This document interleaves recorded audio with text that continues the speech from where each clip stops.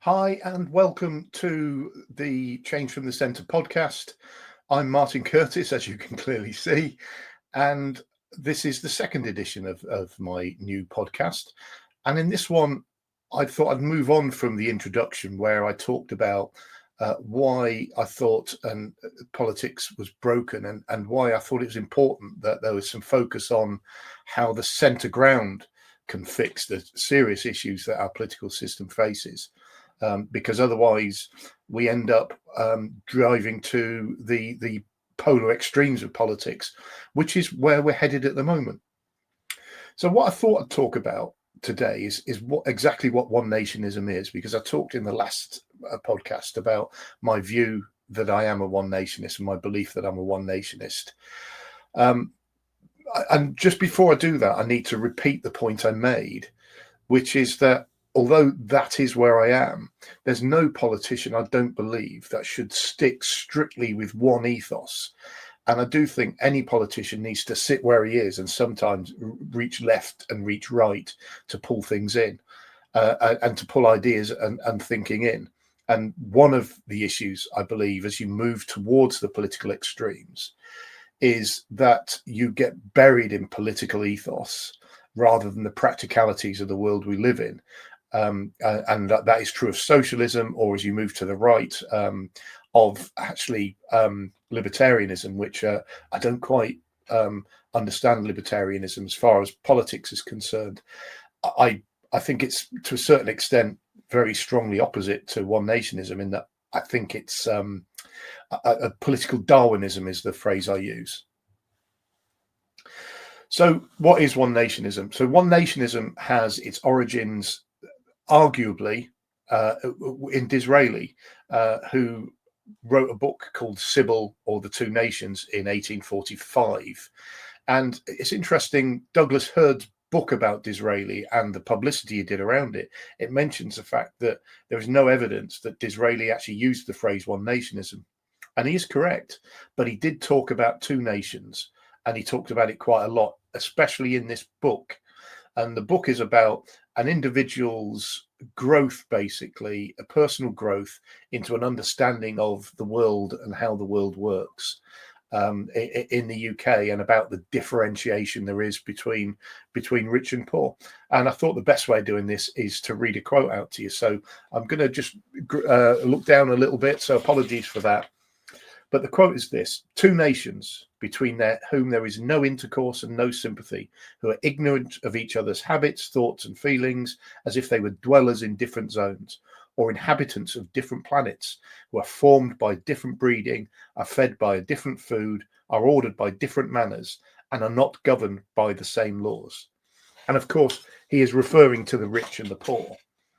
And so what Disraeli and the thinking around One Nationism is how you eliminate that gap between rich and poor. And it's not just a gap in wealth, although that is important. It's a gap in thinking sometimes as well. And it's certainly a gap in understanding, in that there is a very strong argument that the rich have no understanding of the lives of the poor and of the poorest in our society. And I think to a certain extent obvious, but the poorest also have no understanding of the rich. And that is to a certain extent important, because one of the ways to create wealth is to basically repeat what other wealthy people have done. Arguably, I wouldn't know. So that's the origins of what Disraeli created and what One Nationism was about, which is about overcoming the gap between the rich and the poor and creating one nation as a result. And Disraeli had a huge impact in terms of One Nationism, and was actually a very popular prime minister. Just to give you some context for that, when Disraeli, an organization called the Primrose League was set up in Disraeli's memory. And the reason for the Primrose League was Disraeli once told Queen Victoria that primroses were his favourite flower. And so she used to send him primroses every year on his birthday.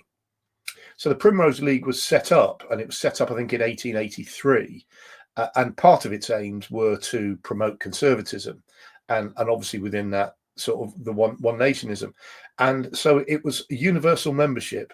There were two levels of membership effectively, and those those with the most money used to pay more. But what's more important about the Primrose League was that anybody, whatever sex, man or woman, was able to become an officer effectively, and treasurer, chairman, all those things, and therefore there was equality of opportunity within the league. And there is an argument that giving women the sort of experience they had in running organisations was a significant aid in um, in setting up and driving forward the suffragette movement. So an organisation that's not to be sniffed at. It doesn't exist anymore, and I think to a certain extent it's a shame, because we certainly need an organisation that is pushing the Conservative Party back to the centre ground. Because unless it does, and unless it recognises this very quick, it's going to die. My view is the Conservative Party is two leaders away from the sort of change it needs to make in order to become properly electable again. And the argument is whether it has the time to go through two leaders before it happens. To a certain extent, I hope I'm wrong with that, because a Conservative Party with a strong One Nation ethos, I believe, is unstoppable, and that's part of the reason why the Conservative Party have been in power for so long. But also that a Conservative Party without a strong One Nation ethos it has absolutely no compassion, and therefore not only is it unelectable, it shouldn't be elected. It doesn't deserve to be elected.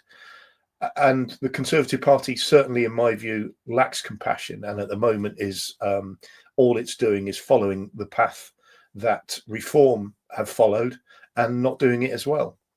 Sometime or another, it's got to change, and I hope things like this podcast and a few other things, think tanks, although there's not yet a dedicated One Nation think tank, I hope will maintain the thinking and the thought leadership, so that when it does come back to, the Conservative Party does start to come back to the centre, it's not starting afresh, basically.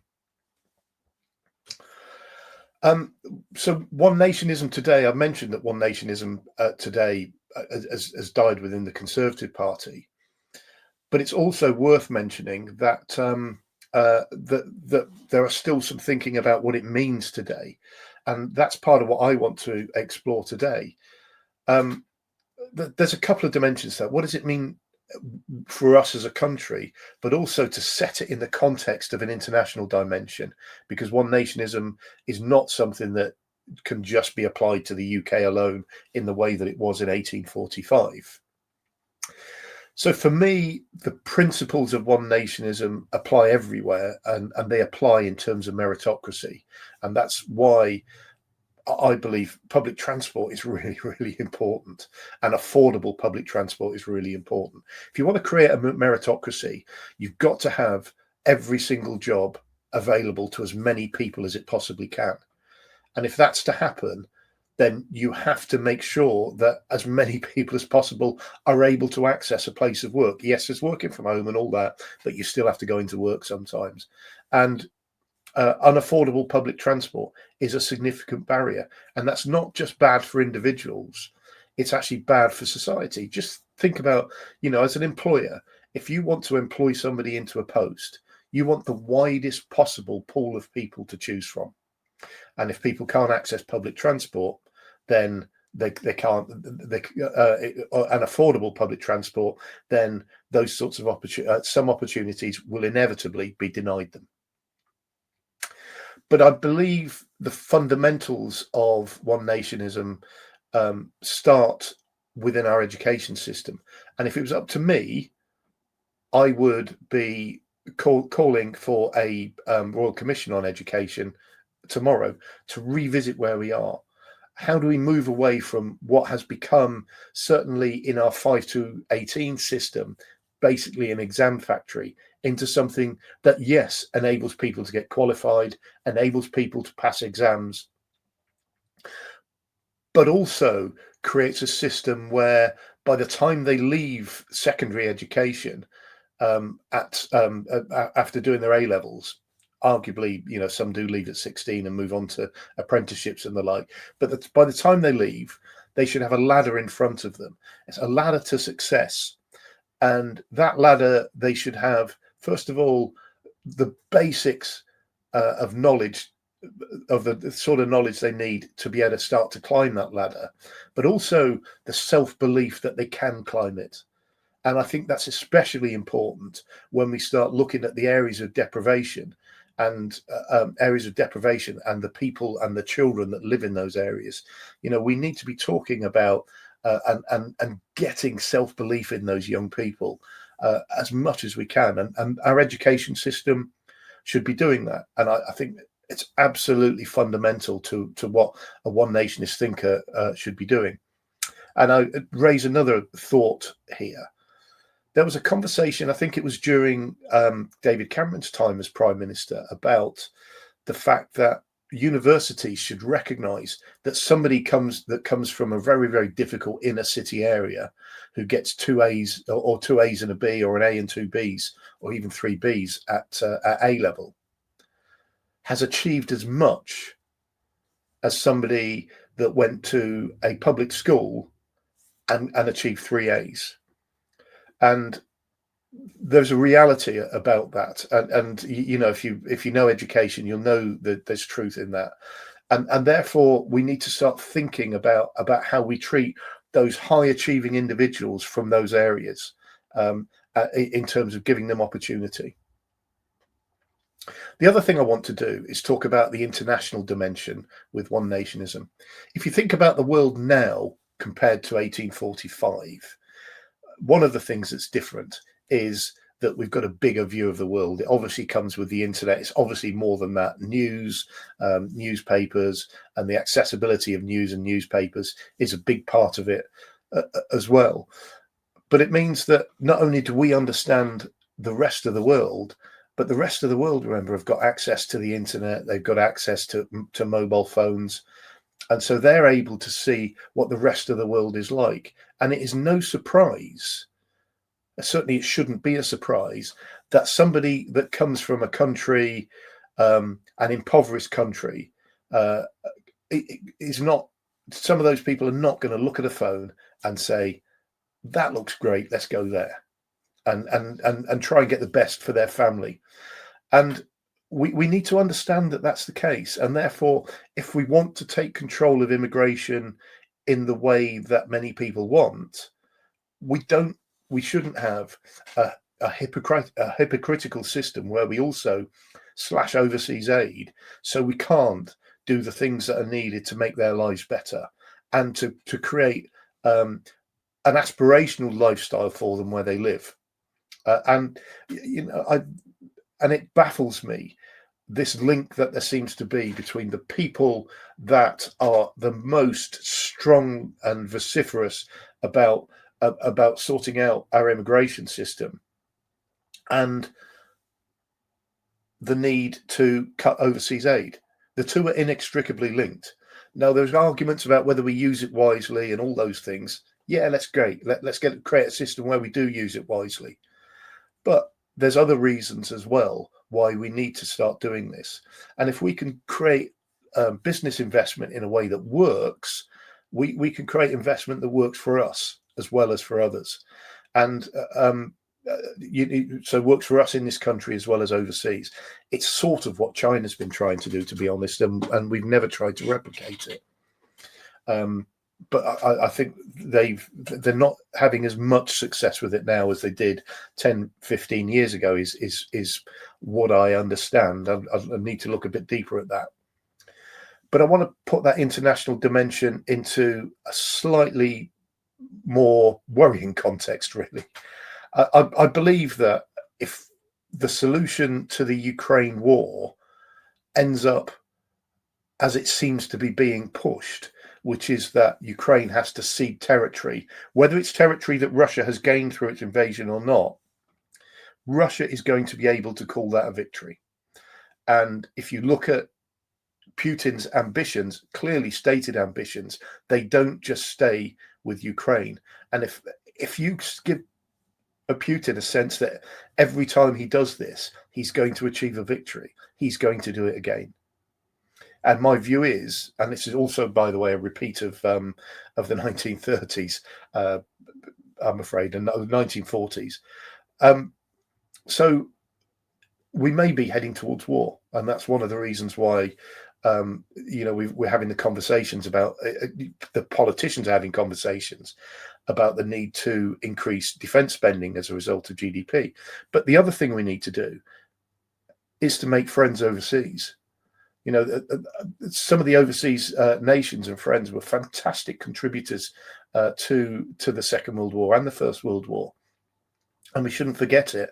And we need to have friends, because if they're not our friends, they've got the potential of becoming Putin's friends, and we need to start to recognise that. And overseas aid is a part of that. But it's the same thing about using overseas aid to create aspiration and to create a world around people that might otherwise drift to the UK, drift to Germany, drift to Europe, a reason to stay where they are and get the best for their family. I hope that makes sense to you. But that's me basically covered what I want to cover today.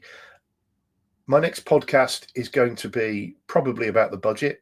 It won't happen until 2 or 3 days afterwards, just because my experience of budgets is that the devil is in the detail. So, yes, we are going to have somebody stand up and say lots of things in the House of Commons. Underneath that, there's lots of documentation with lots of unsaid things in it. And I think it's after we've had a chance to analyse that we need to come back and look at what's said and what it means, and what it means for our political system. If you've enjoyed listening to this, if you enjoyed watching it, please do all the things that I asked you to last time. Please like, please subscribe, please share it, let other people know that it's happened, and thanks to all those that have done it. It's really, really important. Also, don't be afraid to comment. I had a few lovely comments from the last podcast. Good or bad, please comment. It's always good for me to have them. And once again, thank you very much.